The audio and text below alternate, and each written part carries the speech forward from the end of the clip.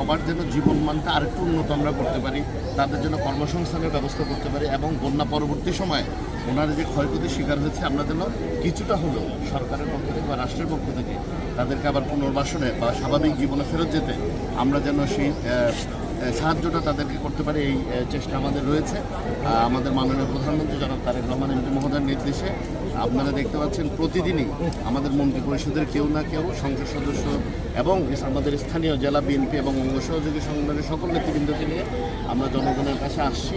আমরা তাদের দুঃখ দুর্দশার কথা শুনছি এবং যেগুলো বাস্তবসম্মত সমাধান সেগুলো আমরা দেওয়ার চেষ্টা করছি। যেমন এই যে একটা প্রক্রিয়া হয়েছে যে এনজিওর থেকে যে কিস্তিগুলো আছে এগুলো একটু আলাপ আলোচনা করে 1 মাসের জন্য স্থগিত রাখা, এরকম আরও জীবনমুখী কিছু পদক্ষেপ আমরা নেওয়ার চেষ্টা করছি, যেটাতে জনগণ প্রকৃত উপকারটা পায়, শুধু রেটরিক না থাকে যে কথার কথা বললাম কিন্তু জনগণ এটাতে পেল না।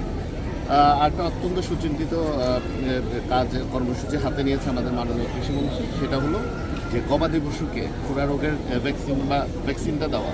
কারণ হয় কি, জলোচ্ছ্বাস চলে যাওয়ার পরে অনেক জায়গায় দেখা যায় গবাদি পশু খুরা রোগটা হয়। এখন একটা খুরা রোগ হলে কিন্তু একটা পরিবার বহু কষ্ট করে একটা গরু পালে, এটা বিক্রি করে কিছু লাভের চিন্তা করে দেখা যাবে 70-80 হাজার টাকা দিয়ে একটা কৃষক অলমোস্ট নিঃস্ব হয়ে যায়।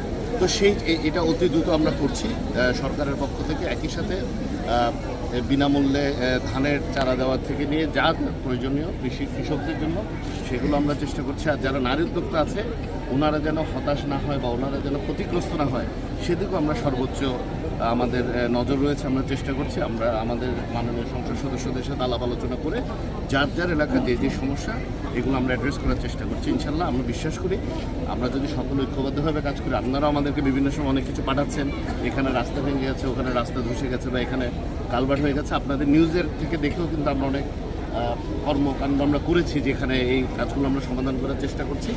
আমরা এটা বিশ্বাস করি বিএনপি জনগণের প্রত্যক্ষ ভোটে নির্বাচিত সরকার, আমাদের দায়বদ্ধতা জনগণের কাছে আছে। এই জন্যই আমরা জনগণকে আমাদের কাছে না এনে আমরা জনগণের কাছে আসছি। তো আমি মনে করি তারেক রহমান এমপি মহোদয়ের এই প্রচেষ্টাটা অত্যন্ত মানবিক এবং জীবনমুখী এবং আমি বিশ্বাস করি এটাতে দেশের আপামর জনসাধারণ, বিশেষ করে এই বন্যা কবলিত স্থানের যারা নিপীড়িত জনগোষ্ঠী আছে ওনারা উপকৃত হবে।